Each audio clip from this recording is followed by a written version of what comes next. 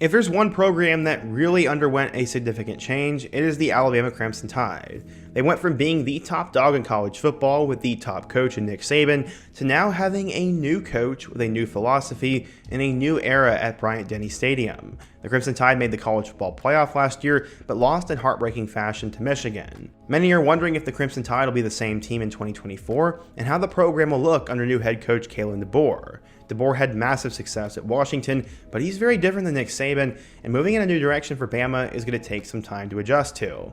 In today's video, I want to preview the 2024 Alabama Crimson Tide. We're going to talk about their new roster, their new coach, how they did last year, what the expectations should be, and ultimately try to make a schedule prediction for them. But before we get started, if you're a big fan of college football, be sure to subscribe to the channel, leave a like if you want to support today's video, and let me know what player, team, topic, or situation I can cover next. Now let's get started and preview the 2024 Alabama Crimson Tide. So in order to talk about the 2024 Tide, we first need to go back to 2023. Nick Saban was in his 17th season as head man, and Tommy Rees was in his first season as offensive coordinator. The Tide had a new quarterback to figure out, but ultimately, after a 5-man battle, Jalen Milroe became the guy. They lost a ton of players in 2022, so there were some expected growing pains for the Tide in 2023.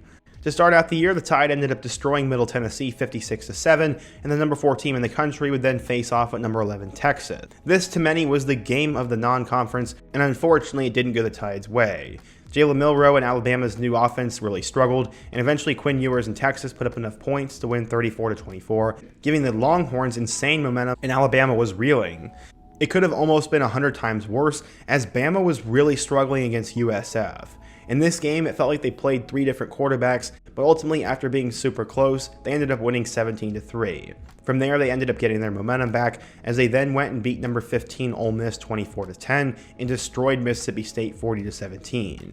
They survived the month of September at 4-1. It would first start out with a road victory over Texas A&M, as they would survive 26-20 in that one. After that, they'd come home and only beat Arkansas by 3 points. Then they found themselves struggling with number 17 Tennessee. They were barely scraping by, but luckily in the fourth quarter, the Tide put it on and won 34-20. They got revenge for last year's game. After that, they would duel it out at number 14 LSU, and this was the game of the week. While it was close, Bama ended up winning by 2 scores, and they ended up sending number 14 LSU and their Heisman-winning quarterback Jane Daniels out of the playoff. After that, they go on the road and destroy Kentucky 49-21, and it felt like they had finally found their rhythm. After that, they beat Chattanooga 66-10 before a really fascinating game on the road against Auburn. Everyone knows that Hugh Freeze caused Nick Saban problems, but no one thought this year's Auburn team would. I was absolutely shocked by how close this game was, and faced with a long 4th down and pretty much no hope left, another miracle happened in Jordan-Hare Stadium. Jalen Milroe threw the ball towards the back of the end zone, and Isaiah Bond came down with a miracle catch. The Tide won 27-24 and punched their ticket into the SEC championship game. That was a crazy ending that probably deserves its own video at some point, but after falling to Texas early, Bama found a way to win 10 straight games. They ended up facing off with number 1 Georgia in the SEC championship game, and the result of this game was unbelievable.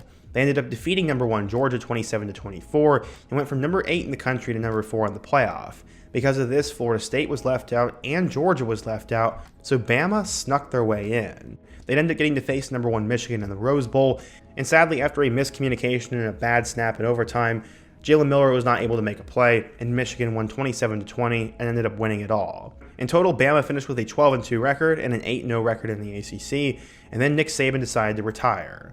While there were some questions at the quarterback position early on, Jalen Milroe eventually established himself, throwing for 2,800 yards with 23 touchdowns, and he also ran for 12 scores and 500 yards on the ground.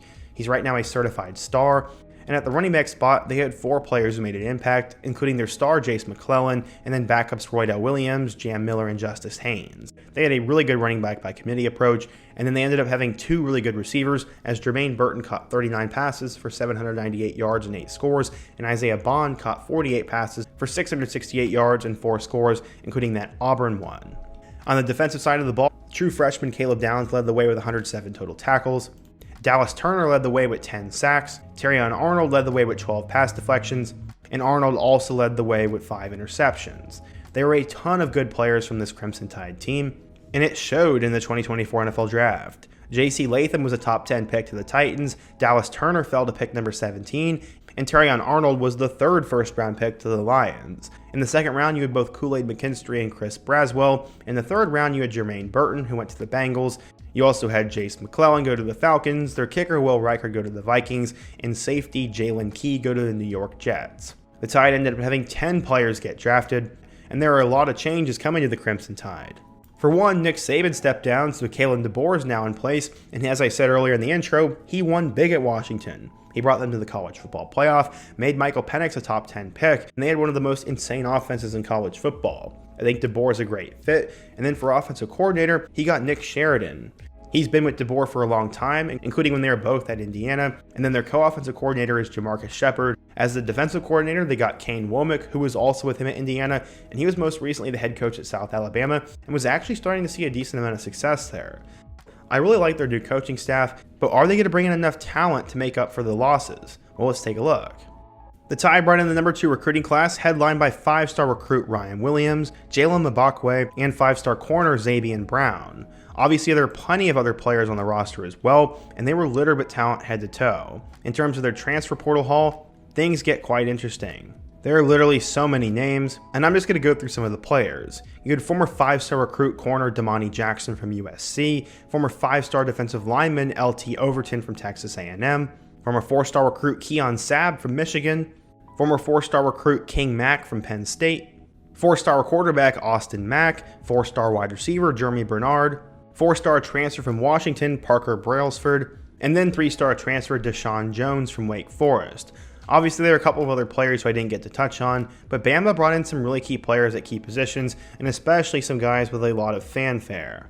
In terms of the depth chart, let's first take a look at that. At the quarterback position, you're obviously going to bring back Jalen Milroe, who's one of the top in the country, and behind him, you'll have both Ty Simpson and Dylan Lonergan fighting for that backup role, and then Austin Mack will likely redshirt. Honestly, out of those three, I think Austin Mack has the most potential, but he's a guy who might need to sit a year or two before he can actually live up to his hype. At the running back position, you're going to need to replace the top 2 rushers in Roydell Williams and Jace McClellan, and luckily they have plenty of guys who are ready to step up. They should have a 3-man monster in Jam Miller, Justice Haynes, and Richard Young, and all 3 of them were extremely highly recruited. Behind that, you'll have both Daniel Hill and Kevin Riley, and they have an embarrassment of riches at the tailback position. Honestly, I actually like Justice Haynes the most out of all of those 5, and I think he will probably be the best player. In terms of the wide receiver spot, they'll have to replace some guys, but luckily they have a mix of transfers, big-time talent, and returning playmakers. At the X spot, you'll have Jeremy Bernard, who is a transfer from Washington. At the Z spot, you'll have Kendrick Law, who's already played plenty. And then at the H spot, you'll have Kobe Prentice. 2 of those guys already have plenty of experience with the Tide, and Bernard is someone who's very familiar with DeBoer and his system, so I expect them to be great. Behind that, you have Caleb Odom, Amari Jefferson, Emmanuel Henderson, Ryan Williams, Jaron Hamilton, Cole Adams, and Bubba Hampton. I have no idea where those guys mix in, but Ryan Williams is a 5-star and probably has the most potential out of any of them. At the tight end position, you have former Maryland transfer who played last year, CJ Dippre, and then behind that, you have their transfer Josh Cuevas, and then Robbie Out. Hope I said that right. In terms of the offensive line, you'll bring back Caden Proctor, who did something weird in the portal. You'll have Tyler Booker, who was a former 5-star at left guard. At center, you'll have Parker Brailsford, the transfer. At right guard, you'll have Jaden Roberts. And at right tackle, you'll have Elijah Pritchett. I also think there's a good chance that Miles McVay will eventually play a little bit. And it looks like a very strong position group, and this is great for the Tide. In terms of those defensive end positions, you're going to have Jamarian Latham, LT Overton, Keelan Keeley, and Jordan Renaud. At defensive tackle, you'll have Tim Keenan, Jaheim Otis. At the Wolf spot, you'll have Quandarius Robinson and Kuno Coate. And then moving over to the linebacker positions, you're going to have Deontay Lawson, Justin Jefferson, and Sterling Dixon. There's also a couple of other guys. Again, Bama just has so much talent, I really don't even know how to sort through it. At the corner spots, you're going to have former 5-star USC transfer Damani Jackson. Then you'll also have Xavier Brown, Jaleel Hurley, Deshaun Jones, Xavier Mincy, and then true freshman Jalen Mbakwe. Honestly, the secondary is the biggest area of concern for the Tide, as they lost both McKinstry and Terrion Arnold, and while there are some question marks, there is plenty of talent and potential to fill that role pretty quickly. In terms of those 3 safety spots, you'll probably have Keon Sabb at the strong safety position, you'll have Malachi Moore at the free safety position, and then you'll have Devontae Smith at the husky position. What's also worth noting is that Drake Kirkpatrick Jr. is a freshman with the Tide there, and maybe he'll get on the field a little bit too. Overall, I give the offense a B+.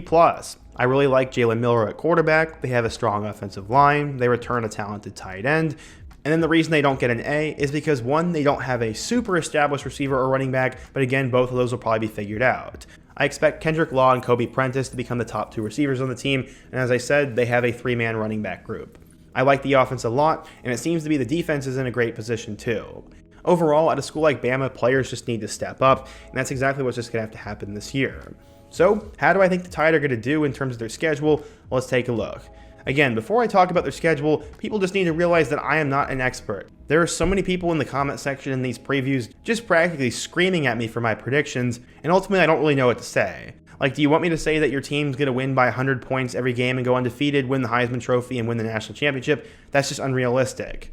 I try to make the most unbiased prediction I can, and I also put a little bit of my own flavor into it. In week 1, they'll play against Western Kentucky, and this game will be at night and will probably be a blowout. They'll have that game wrapped up by halftime, and the same thing will probably happen against USF. I don't think it's going to be a trap game like last year. While the Bulls have improved under their second-year head coach Alex Golish, I don't expect them to compete with Bama. They will start out 2-0 before a really tricky game on the road against Wisconsin. A lot of people think that Wisconsin's going to be a lot better this year, and that Coach Fickell's going to get things right. I remember the last time Bama played Wisconsin, and it didn't go well for the Badgers, but again, things are really new. How will Kalen DeBoer adjust? And Wisconsin's also hard to beat at home. Either way, I'm still going to pick the Tide though, as I'm going to say they win by 10 points. It should be a good game though. After that, they play one of the premier games of the year, as they will come home and play against Georgia.